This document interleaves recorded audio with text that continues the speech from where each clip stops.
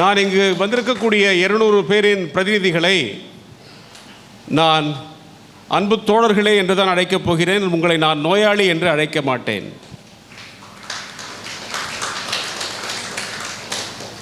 பாவ புண்ணியத்திற்கும் புற்றுநோய் பாதிப்புக்கும் 1% கூட சம்பந்தம் கிடையாது.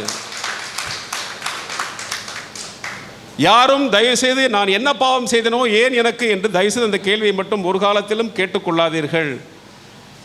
ஏனென்றால் அது உங்களை டாக்டர் அருண் சேஷாச்சலம் சுட்டிக்காட்டியது போல அது உங்களை உளவியல் ரீதியாக பாதிக்கும், உங்களது தன்னம்பிக்கையை சிதைக்கும், நோயை எதிர்கொள்கின்ற உங்களது உளவியல் ஆற்றலை வலிமையை குறைக்கும், உங்களை நீங்கள் வாழுகின்ற சமுதாயத்திலிருந்து உளவியல் ரீதியாக அந்நியப்படுத்தும், பிறரோடு உறவாடுவதில் உங்களுக்கு ஒரு தயக்கத்தை ஏற்படுத்தும். அதற்குத்தான் அவர் உங்களை சொல்லிக் கொண்டார், உங்களை நீங்களே மன்னித்துக் கொள்ளுங்கள் என்று. நான் அதை சற்றே திருத்துகிறேன். நீங்கள் உங்களிடம் கருணையாக இருங்கள்.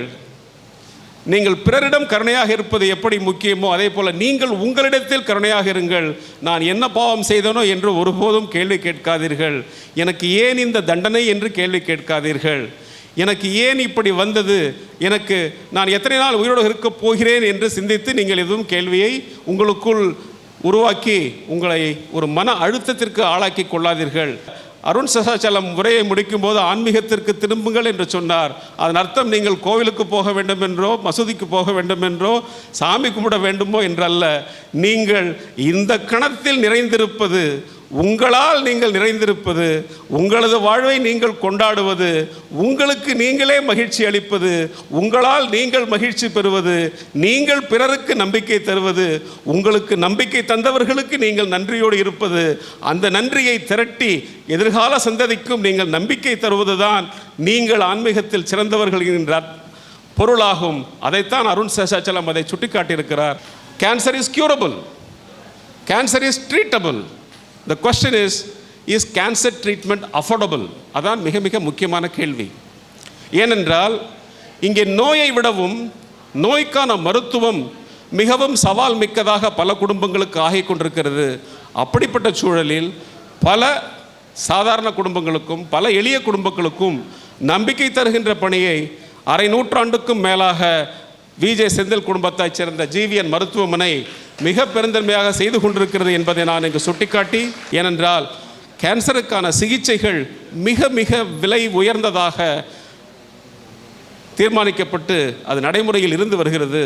அதை எதிர்கொள்வதிலும் ஒரு சமூக நோக்கோடு ஜிவிஎன் குழுமமும் டாக்டர் அருண் சேஷாச்சலமும் இணைந்து பணியாற்றி கொண்டிருக்கிறார்கள் என்பதை நான் அறிவேன். அந்த நம்பிக்கையை நான் இங்கு பதிவு செய்ய ஆசைப்படுகிறேன். நமக்கு தெரிந்த ஒருவர் நம்பிக்கை இழந்துவிடக்கூடாது, பொருளாதார ரீதியாக வறுமைக்கு தள்ளப்பட்டு விடக்கூடாது, அவருக்கு ஏற்பட்ட நோயின் பாதிப்பால் அவர் சமூகத்தில் புறக்கணிக்கப்பட்ட ஒருவராக ஆகிவிடக்கூடாது.